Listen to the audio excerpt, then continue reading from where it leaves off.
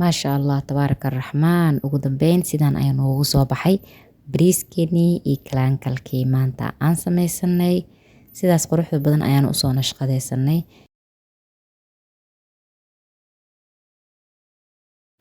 assalaamu calaykum waraxmatullaahi wabarakaatu.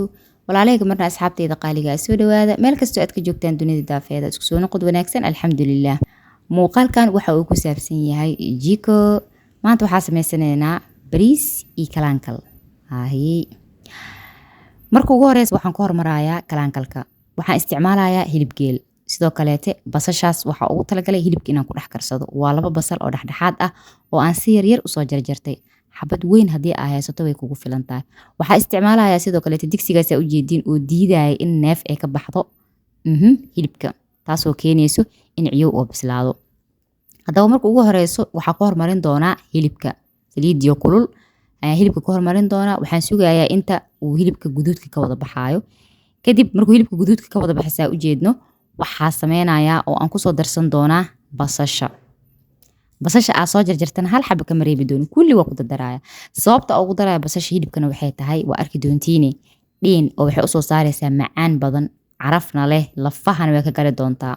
inaa isla fahanaa rajeynaya. cid allaale ciddii hore u tijaabisay ama ciddii tijaabin doontana way arki doontaa. wallaahi ma u baahan doontid xawaaji, ma u baahan doontid kabsar, ma u baahan doontid toon, yacni wax lagu carfiyo hilib ma u baahan doontid haddaa saan ugu karisi basasha. inaa isla fahanaa rajeynaya intaas. dhowr jeer aan kusoo noqnoqon doonaa anoo mar walba biyo ku shubaya arki doontiin. laakiin hadda waa markii ugu horeysay oo biyihii asaga uu dhalay dhamaysanooyo, yacni biyo kuma aana soo shubin aniga hilibka. kadib waxaan sameeyey cusbo ayaan ku daray. marka ugu horeyso aa hilibka dabka saartid cusbada ha ku darin, waayo inuu bislaado yacni way ku adkaanaysaa ama waqtiga qaadanaysaa. xoogaa yar si fiican ayuu iigu soo guduudanayaa aniga, laakiin ma bislaanayaa, biyihii loo dhamaysanayaa. haddaa kow biyo aa kusoo shubay. waxaa sameynayaa marka codka waa idinka daynayaa inta jeera biyaha kusoo daraayo kusoo noqnoqonayo iyo sida uu noqonayo iyo anigoo mar walba tijaabinayo in uu bislaaday iyo in kaleeta ayaa arki doontiin. lasti sida uu kusoo baxayna waa arki doontiin insha allah. daawasho wacan ayaa idin leeyahay.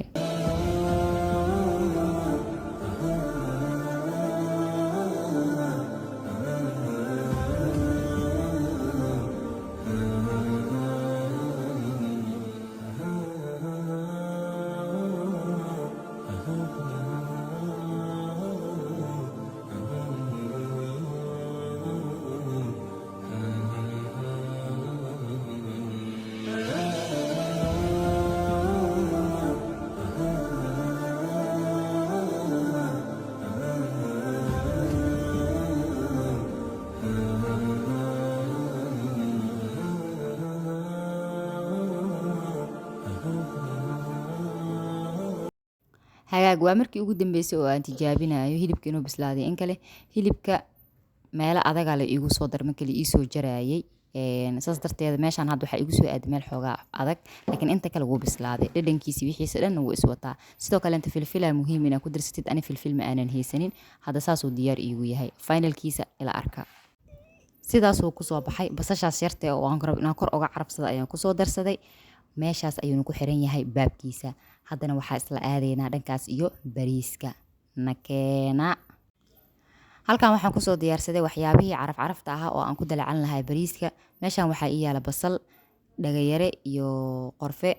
waxaas yarkee budadaas yartee waa heel aan soo tumo qolfaha aan ka reebay.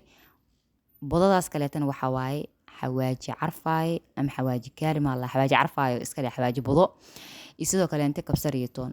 hal mar hal shug iskula siiyey. waxaa rabaa inaa iskula shiilo basashaas meesha saaran. marka isla shiilanta kadib maxaa ku xigo in lagu darsado bariiska. laakiin isla shiilitaanka waa xir ku dhaafaya adiga ilaa iyo daqiiqad 2 daqiiqo camal. intuu iisii shiilmayay waxaa sii diyaarsaday karootadaasaa rabaa inaan ku xoqdo geedkaas. sababto aan xoqaa idinma tusi kari inaa kaamirada damiye ma ahane. bariisaa meeshaas igu cabirnaa rubac bariis camal waaye. waa soo dhaqay, waa soo qalajinay, meelaa dhigay, waa qalajinay. bariis xamse ma ahan, baloorarka yararkaa lagu keenaa, basmatina ma ahan. intaasaa waxaa rabaa haddana inaa isdhexgeliyo, isku labaa rabaa si isku dhexgalaan. ayagana xoogaa isku daynaya. karootadii hadaaya oo soo xoqa idin dhahayay saasay noqotay. inteed ugu badanaa ka isticmaali doonaa. waxaa rabaa bariiska inaa ku darsado. saa ujeediin bariiska kula shiilanaya. kadib markay si fiican isku dhex galaan ayaga intaas waa reebanayaa si fiican markay isku dhex galaanna waxa waaye biyahooda u dhiibi doonaa haddii ilaahay idmo way soo shiilmeen muddo ay dabkii soo saarnaayeen kadib waxaa kusoo darsaday biyihii inay ii kululaayeen oo maleynayay laakiin macal asaf biyaa ku tashanayay ahaayeen by the way laakiin aad biyo kulaalaa lagaa rabaa bariiska inaad ku darsatid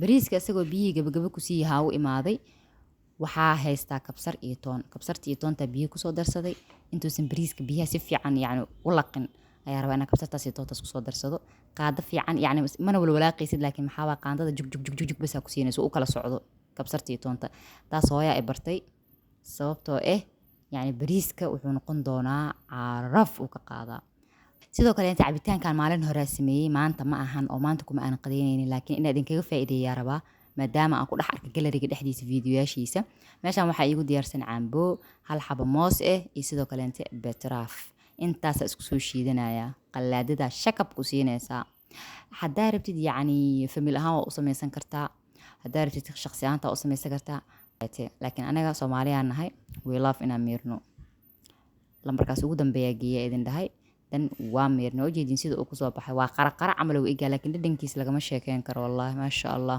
ama malab ku darso haddaa dhaayad ku jirtid haddii kaleetana sokortaada shab ku siiso intaasaa kugu filan sidaan ayuu kusoo baxay bariiskii iyo kalaankalkii cabitaankaas cambaa maanta aniga cabeynay laakiin beetraafkaasi waxaa idinkaga faa'iideynayo ahaa yaa ka sheekeyn karahee allow alle yaa maasha allah halaga faa'iidaystay asxaabay muuqaalka muuqaal lamid intaan ku kulmi doono waa walaashin zakiya aadam oo idinla amaano allah والسلام عليكم ورحمة الله وبركاته.